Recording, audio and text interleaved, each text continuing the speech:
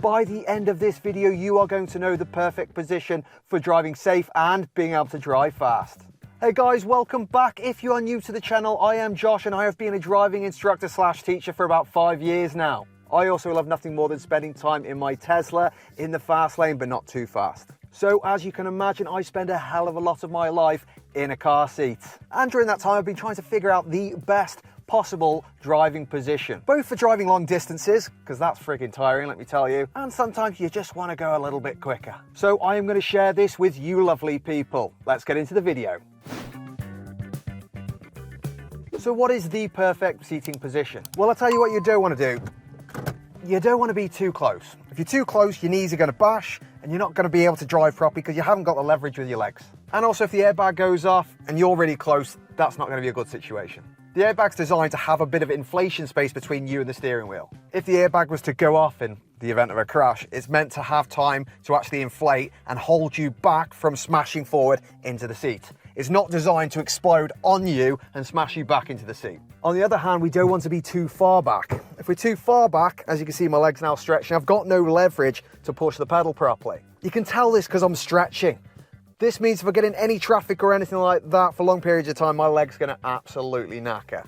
And you can see I'm stretching, I can't actually press the pedal down as hard if I'm this distance away. The biggest way to tell this is your legs digging into the seat. See, I can't get a finger under here. I can't really move my leg much at all. The perfect position is when your knees just slightly bent and your leg can move freely left and right. See how much I can move my leg now? This means I've got the power if I need to press a pedal hard. Not that you should need to press the clutch particularly hard, but it also means that my leg's not going to get absolutely knackered if I'm stuck in traffic for half an hour. And let's be honest, we're on our way home from work when there's not traffic constantly, and you're trying to constantly get that bite. So if you are getting a sore leg, check your seat isn't too far back. You can also tell if this is a good distance, because when you put the pedal down, you can still get a finger between your leg and the seat comfortably. Next one, how angled should the back of the seat be? Well, if I'm honest, the straighter the back of your seat is, the better. I do suffer from a bad neck and bad back, so as you can see, my seat is normally pretty straight. However, most people don't like that, and that's okay. So we're going to talk about the second best as well.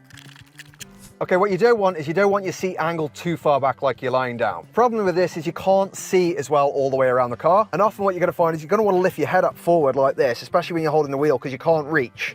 And when you do that, well, your body's not stacked anymore. When we walk or when we stand or when we're doing anything, our body's meant to be like a stack of bricks. If the top of the stack of the bricks is leaning forward, then what's going to happen to the pile of bricks? They're going to eventually fall over. Well, your head is the pile of bricks. So if your body's not perfectly straight and your head's always leaning forward, well, your bricks aren't stacked, you're going to end up with a bad neck and a bad back. Because believe it or not, but your head is bloody heavy. So seat too far back, it's going to pull your head forward. Your bricks ain't stacked, it's not going to go down well in the long run. Now, I understand some people out there think it's super cool, bad boys, music on, but practicality, zero. Keep that in mind. Again, that being said, for how high or low should your seat be? Generally, the higher your seat is, the more you're going to be able to see all the way around the car. If you're really low down with your seat back like this, I'm going to have to look up to actually see over the bonnet. So again, you're going to have less visibility. Now, you can also argue and say too high would be bad as well. You don't want your head bashing off the ceiling because this is going to block your view as well.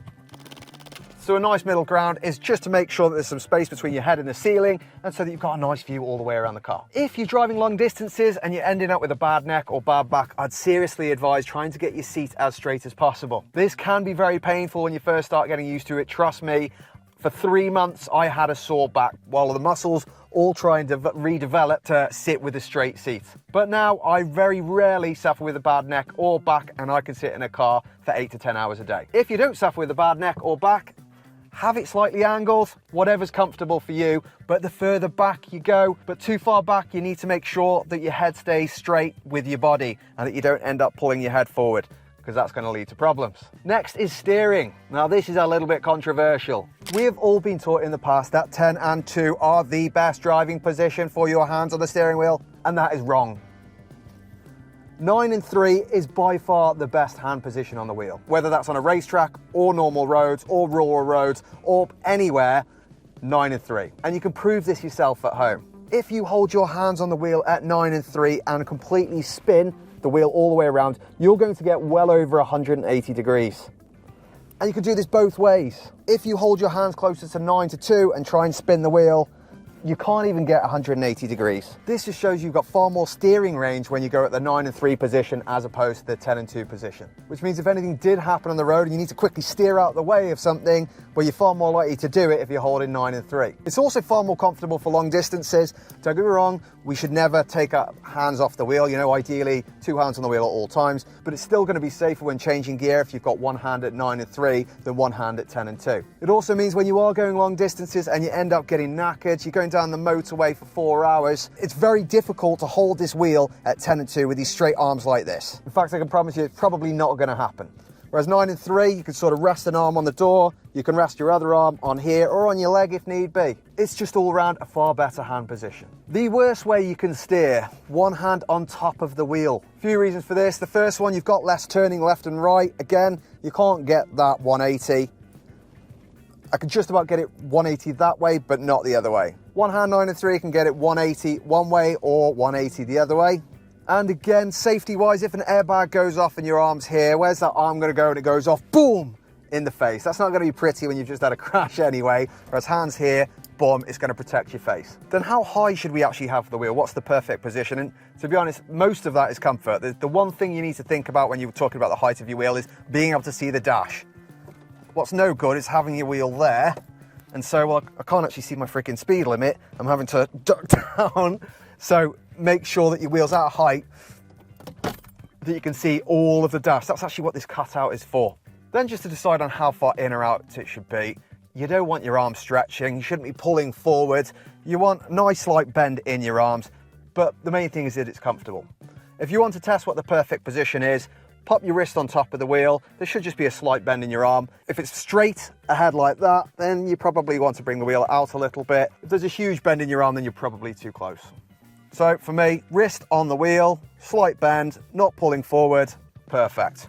Lock her in. Again, the main thing with the distance with the wheel though is that you're comfortable. Okay, gear stick. So the first question is, what's the gear stick for? It's for changing gear. It's not to steer the car. It's not a little resting place. It's not a little sleeping spot for your hand. Let's have a little sleep on the gear stick. If you're in the racing world, it would be a big no-no to rest your hand on the gear stick for a few reasons. The first one, if you've got big ham fists, and you're resting on the gear stick as you're driving, you're constantly just applying a little bit of pressure forward, pushing it, you know, resting your arm. You've got big chunky arms, maybe you work out. You're constantly pushing that gear stick. You're going to damage your gears. I'm not going to go into it deeply, but you are going to be wearing out the parts inside your gear stick. And maybe it'll take a long time, but that's extra wear that, to be honest, well, you didn't need. You could have rested your arm here, you could have rested your arm on your leg, could have rested your arm on the wheel, anywhere, just not the gear stick. Okay, finally the mirrors. Central mirror is really easy. You always want to try and grab the central mirror with the left hand, not the right hand. If you grab with the right hand, we more tend to lean forward a bit, which means when you sit back, it's not in the right position. So left hand, grab it, move it around until you can see the whole back window, the whole rim of the back window. That's going to give you the perfect tunnel vision straight back, which is what you want. The side mirrors is a little bit more tricky. What is the perfect position for the side mirrors? Well, what you're aiming for is as little overlap between the central mirror and the side mirror. So when an object disappears in that central mirror, you want to see it as quickly as possible in your side mirror, and that's going to eliminate as much of the blind spot as possible. Your blind spot should be absolutely tiny if you get this right. To do that, you're going to want to see one finger's width of the car in the edge of your mirror. This is going to eliminate as much of the blind spot as it possibly can. To figure out how much to tilt the mirror, it's best to make sure your car's on level ground, and then you want to see about half the sky and half the ground. Again, in my car, the perfect position for this would be to use the front door handle and just get that perfectly in the closest bottom corner of the mirror. As I say, this will absolutely maximize your view on that side of the car, which is what you want to see. Where are those bikes? Where are those motorbikes? And where are those cars when you're changing lanes? And it's going to mean you're going to have to do much more of this and more of this, which is going to give you more focus on the road down there. These are the things that I've learned in my journey as to being a driving instructor.